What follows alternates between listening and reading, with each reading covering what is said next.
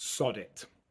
If you've ever been attempting to make some changes to your eating, whether you call it a diet, whether you call it cutting things out, eating healthily, whatever it is, and at some point you've thought to yourself, sod it, or perhaps more likely it's a slightly stronger version beginning with an F, then that's perfectly normal. I'd say the vast majority of people I speak to at Rise have thought that at some point in the past, myself included. So I get it. But I do also get that when that's what we're thinking, we're perhaps not approaching the whole process, the whole way of changing our eating in a way that's setting us up for success. Because generally when we think sod it, what we're basically doing is deciding that we're going to do the thing that we want to do, and we're not going to do the thing that we kind of feel we ought to, that we should do, that we need to do. We'll be approaching these changes to our eating in a way that we don't really want to do it. And that's understandable because to a degree, that's the case for everyone. But we can also, to a degree, to a very large degree, reframe the way we see those changes in our eating that makes it something that we do want to do.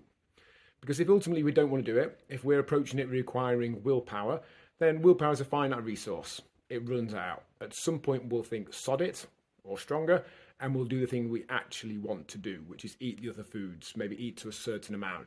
And chances are, because we've been operating under that feeling of restriction, of being almost forced to do something we don't really want to do, we'll go even further down that direction than we perhaps would have done otherwise.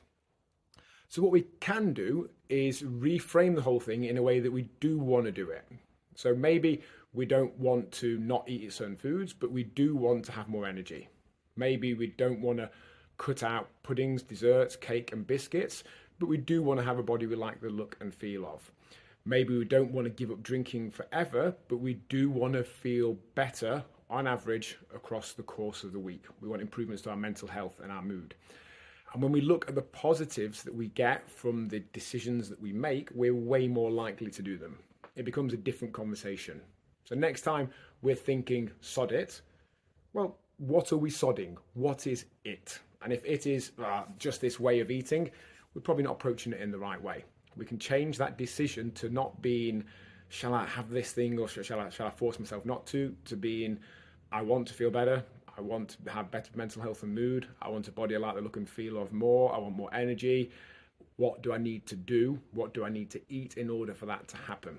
That doesn't then mean we'll eat perfectly all the time, but hopefully should massively reduce that sod it approach that we get.